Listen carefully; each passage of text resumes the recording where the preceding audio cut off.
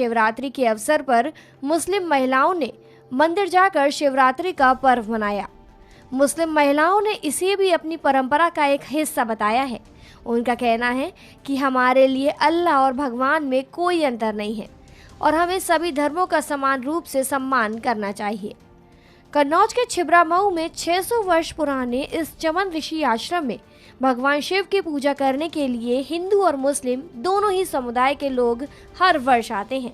मुस्लिमों के मंदिर आने और शिव जी की आराधना करने का यह सिलसिला कई वर्षों से बदस्तूर जारी है।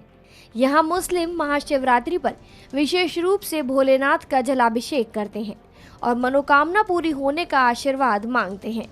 यहाँ आने वाली मुस्लिम महिलाओं से जब पूछा गया तो उन्होंने बताया कि वो यहाँ पर काफ़ी पहले से आ रही हैं। उनके बाप दादा भी यहाँ आते थे। वो इसे अपनी परंपरा का हिस्सा बताती हैं। Shivratri is the biggest festivals of Kashmiri Pandits, and this year, in their absence, Kashmiri Muslims in Sumbal area decided to celebrate this festival. At this ancient Shiv temple in Sumbal, hundreds of Kashmiri Muslims turned up to celebrate the biggest Kashmiri Pandit festival, Shivratri. There are no Pandit families here, and these temple bells have not been rung for 27 years. This year, the Muslims of Sumbal cleaned the temple and distributed walnuts, which is part of an age-old tradition on this day.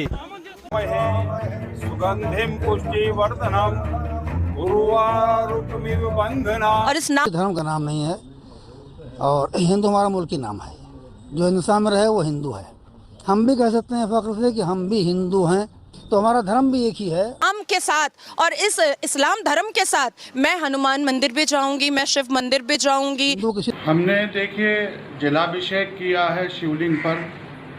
हम सब पर भोलेनाथ की कृपा बनी रहे और मैं सभी धर्मों का सम्मान करता हूं और अपने धर्म का और सभी धर्म के सम्मान करने वाला व्यक्ति। धर्म का नाम भी एक ही है। तब तो अच्छा। तो अभी आप मंदिर में आई थी? हाँ जी, मंदिर आई थी दर्शन करने। हाँ, दर्शन करा मैंने। मैं अंदर गई और दर्शन किया है, पूजा की है। बहुत अच्छा लगा, बहुत बहुत अच्छा लगा। इतना सुकून लग रहा है कि मैं आपको बता नहीं सकती हूँ। आपको तो लग रहा है, लेकिन एक दूसरी तरफ सुकून नहीं होता।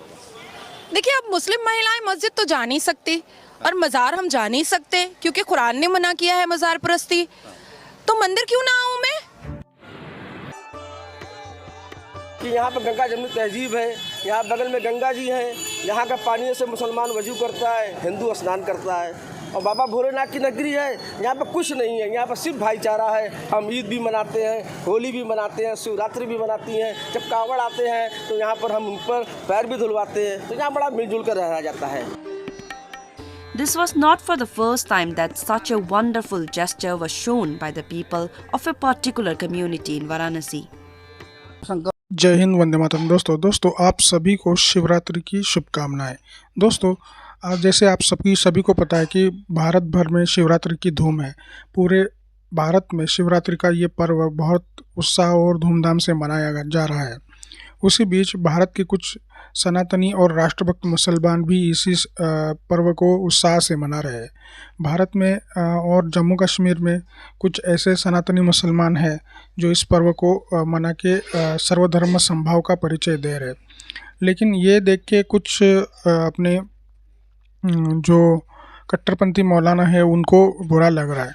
तो दोस्तों लगने दो, भारत की संस्कृति तो गंगा जमुनी तहजीब के नाम से परिचित है और इसको पूरे 2000-2500 साल का जो इतिहास है।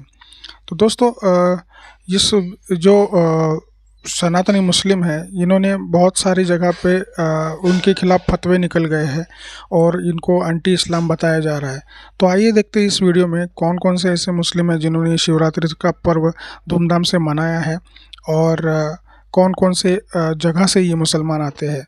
तो दोस्तों ये वीडियो आखिर तक देखना, वीडियो बहुत मज़ेदार होने वाली है। और अगर ये वीडियो आपको अच्छी लगे तो लाइक करें, कमेंट करें और सब्सक्राइब करें।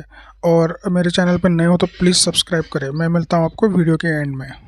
पार्वती, हाँ शंकर जी हमारे बाप हैं, शंकर कहिए, चाहे उनको आदम कहिए, चाहे मनु कहिए। भी करती रहूँगी। सारे जो देवी देवता मेरे घर में हैं उनकी भी पूजा करती रहूँगी।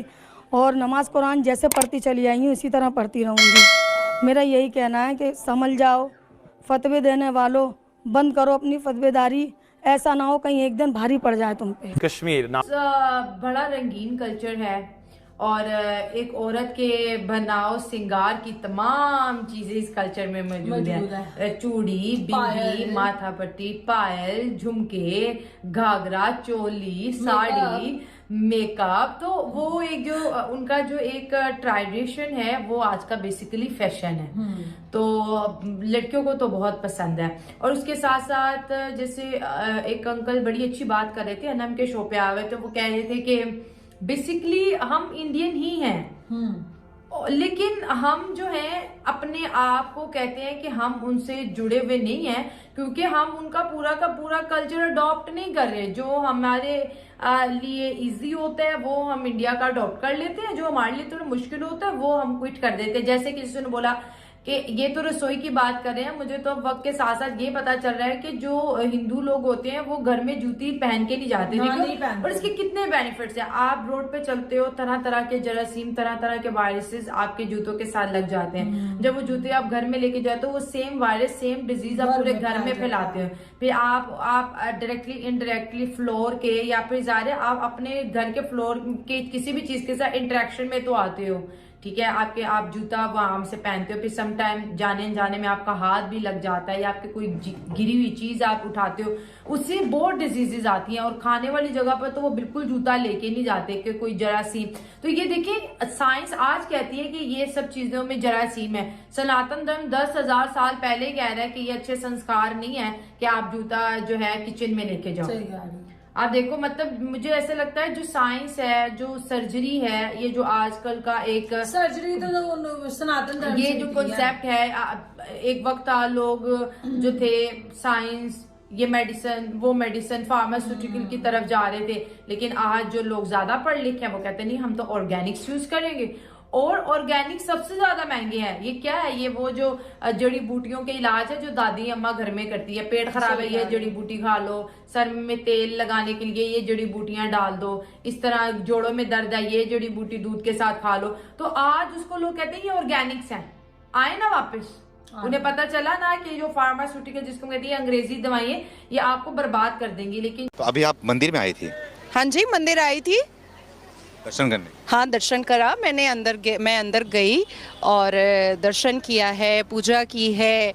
बहुत अच्छा लगा, बहुत बहुत अच्छा लगा। इतना सुकून लग रहा है कि मैं आपको बता नहीं सकती हूँ। आपको तो लग रहा है, लेकिन एक दूसरी तरफ सुकून नहीं होता। देखिए, अब मुस्लिम महिलाएं मस्जिद तो जा नहीं सकती और मज़ार हम जा नहीं सकते, क्योंकि कुरान ने मना किया है मज़ार परस्ती। तो मंदिर क्यों ना आऊँ मैं? और मैं तो अल्लाह और भगवान के बीच में कोई डिफरेंसेस पैदा ही नहीं करती। और हमारे माँ बाप ने तो हमें ऐसी परवरिश नहीं दी है कि मैं जात पात, जाति, धर्म ये सब मैं मानूं। मैं तो बिल्कुल नहीं मान सकती ये सारी चीजें। इस्लाम में हराम है ना? किसने कहा? बोलते हैं इस्लाम में हराम है मूर्ति की पूजा करना। देखिए, इस्लाम में ये जो अल्लाह के मानने वाले जो अभी धर्म के ठेकेदार बनकर बैठे हैं, वो तो चर्च भी नहीं जाते। पर कुरान में तो सूरह मरियम है ना, वो तो ईसा मसीह को भी को कैंडल जलाने के लिए चर्च भी नहीं जाते। पर प्रॉफिट में तो ईसा मसीह भी है ना, तो क्यों नहीं जाते हैं? फिर कुरान से सूरह मरियम हटा दिया जाए ना, क्योंकि सूरह मरियम तो पढ़ाया जाता है। और ख़ास करके मुस्लिम महिलाएं जब प्रेग्नेंट होती हैं तो उनको कहा जाता है कि सूरह मरियम पढ़ें ताकि लेबर पेन में आराम होगा। और भी बहुत सारी चीज़ें बताई जाती हैं। तो जब सूरह मरियम हम कुरान में पढ़ सकते हैं तो हम चर्च क्यों नहीं जा सकते हैं? और मैं कहना चाहती हूँ कि काफिर बोलना ना बंद कर दें ये धर्म के ठेकेदार, हिंदुओं को बंद कर दें। क्योंकि ये जो सनातन धर्म है ना, इसने हमेशा माफ़ी की बात कही है, इसने हमेशा अच्छाई की बात कही है, इसने हमेशा इंसानियत की बात कही है। जिहाद, तलाक, ये सारी बातें नहीं कही है सनातन धर्म ने। इस्लाम किसी के बाप की बपौती तो है नहीं, किसी के बाप की जागीर तो है नहीं कि कोई एक दाढ़ी टोपी वाला आएगा और मुझे कहेगा कि नाजिया ने पूजा कर दिया तो अब नाजिया मुसलमान नहीं है, या नाजिया अपना नाम चेंज कर लो। मेरा नामकरण करने वाले, मेरा नाम रखने वाले ये कौन नए लोग हैं? मैं तो इनको नहीं जानती। मेरा नाम मेरे माता पिता ने रखा है, और इस नाम के साथ और इस इस्लाम धर्म के साथ मैं हनुमान मंदिर भी जाऊँगी, मैं शिव मंदिर भी जाऊँगी, जाऊंगी, मैं सब कुछ करूंगी, मैं गंगा स्नान भी करूंगी, सब कुछ करूंगी। मैं देखना चाहती हूँ कि वो कौन धर्म के ठेकेदार हैं जो ना कुरान मानते हैं ना और सिर्फ हदीस और जिन्ना के बनाए हुए 1937 के शरिया लॉ को मानते हैं। मैं क्यों मानूंगी? मैं नहीं मानूंगी जिन्ना के बनाए हुए 1937 के शरिया लॉ को, और मुझे कोई मानने पर मजबूर भी नहीं कर सकता है। मौलवी भी नहीं, मौलवी भी नहीं। मैं जिन्ना को मानूं? मैं थूकती हूँ पाकिस्तान पर। तो देखा आपने कि कैसे शिवरात्रि की धूम पूरे देश में है और पूरे देश में ये त्यौहार बड़े उत्साह और धूमधाम से मनाया जा रहा है। और कुछ मुस्लिम भाई भी इस त्यौहार को बड़े दिलोजान से मना रहे हैं, लेकिन उनके ही मज़हब के कुछ कट्टरपंथी मौलाना उनको मतलब एंटी इस्लाम बता के फतवे निकाल रहे हैं उनके ख़िलाफ़, और उनको ये बता रहे कि वो मुसलमान ही नहीं है क्योंकि वो इस्लाम से फारिग हो गए।